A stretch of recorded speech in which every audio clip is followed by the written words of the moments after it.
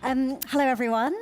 Lovely to see you all. I'm Zehra. I head up our planning at Meta, but I've spent majority of my career agency side.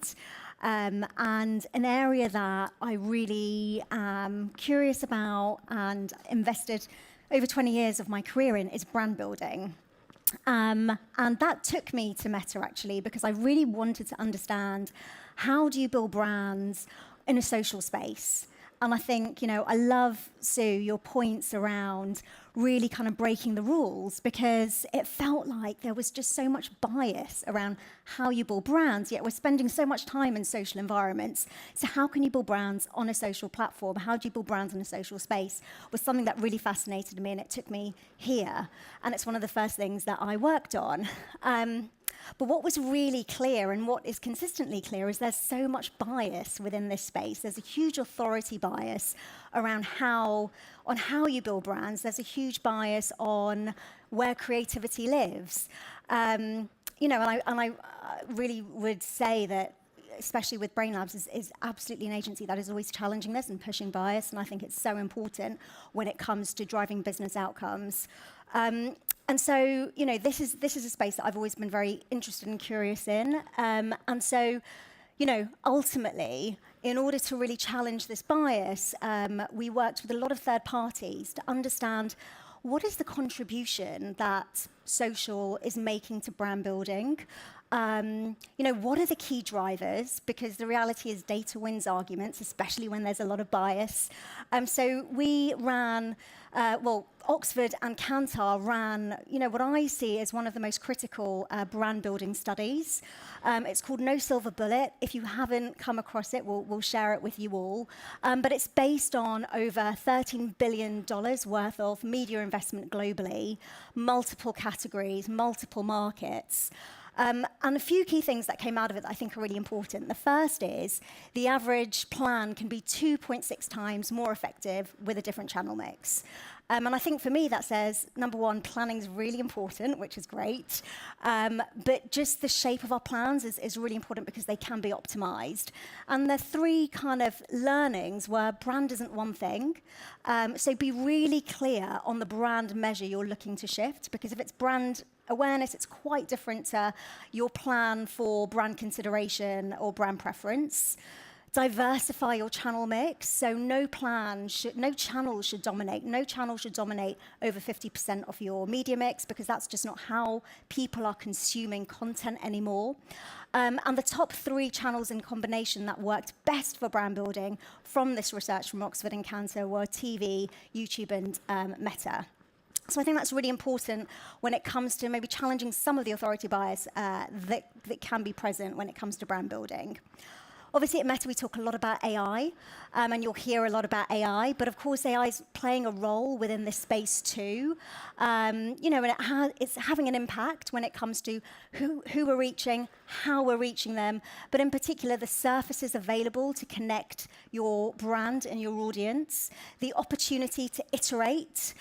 We've heard about testing earlier on today.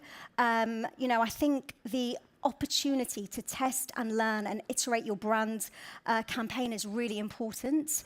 I think, we often think about the digital environment, and sometimes we may use the word efficiency a bit too much at Meta, at times. I actually think the word exploration is far more valuable and powerful, especially when it comes to brand building, because you're experimenting and you're learning and you're optimizing and you're exploring, and I think that's really critical. And the third area is social discovery. How are you being discovered as a brand? And I'm just going to spend a little bit more time on this.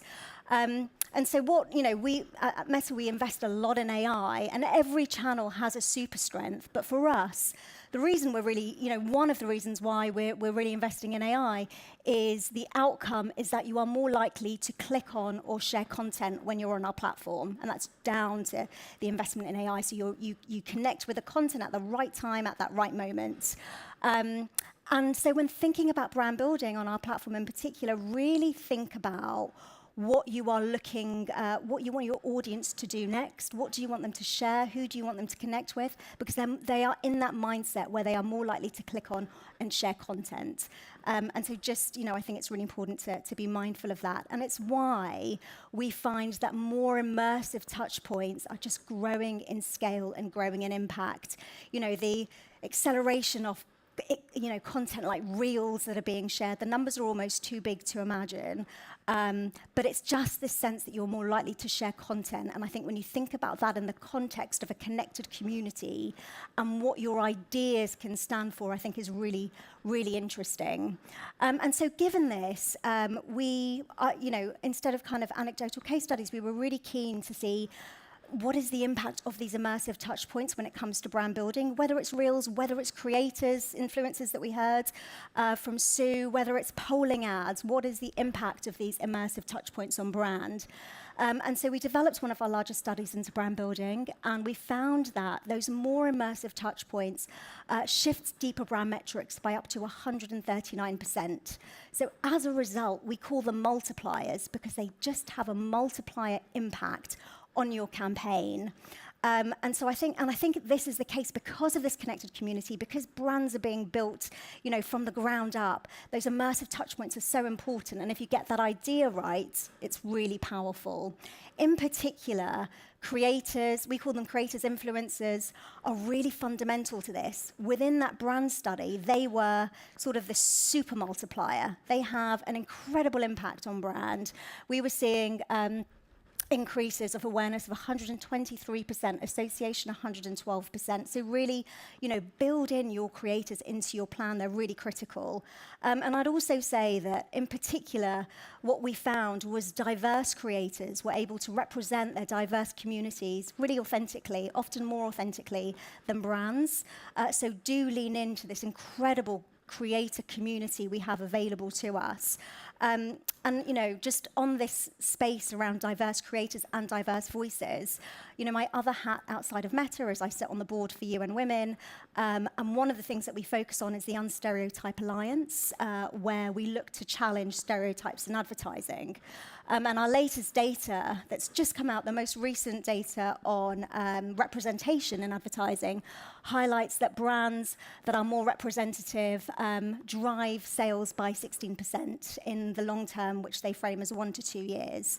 And so the importance of driving kind of representation in advertising and actually using creators to help build that is really critical, and they're a great way of delivering this as well. So really critical to plans.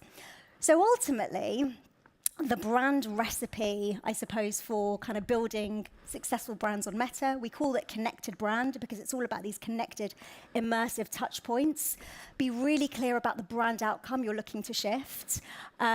Set your foundations, so build in that reach. We know you need to be reached to essentially be recognized. So build in that reach through feed and stories, but then build in those multipliers that have a disproportional impact on your campaign, whether that's through creators, whether that's through reels, whether that's through polling ads. And that's the way we're seeing a lot of success throughout across multiple categories. And I think at the heart of it, when thinking about the big idea, really consider, how can you unlock the potential of what a connected community can do for you? What is it that you're looking to solve for, and how can you galvanize this connected community that, have creative tools, they're far more accessible than ever before, and activate that to kind of really drive your business outcomes for your brands.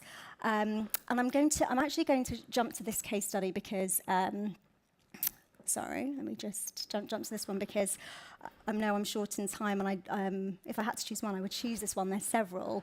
But this is an example from Cadbury's, I think brings this sort of thinking around what a connected community can really, really deliver on. And it's called, translate just one word. It's essentially, this case study is based on the fact that in South Africa, there are 13 different South African languages spoken, but only 2% of children's books are written in those languages. And actually, there's a real challenge with young people and children in particular when it comes to reading.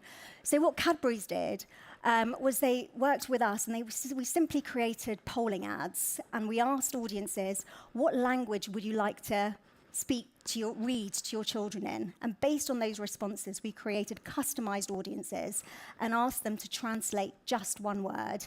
And out of that, we built thousands of children's books for children in South Africa. And it was huge impact. Of course, the brand measures were brilliant, but I think the most important thing was how can you create a long-lasting impact in your community? How can you use the power of a connected community to do so? And it was as simple as polling ads. So really think about these immersive touch points, think about them in creative ways and what they can do for you. So thank you very much.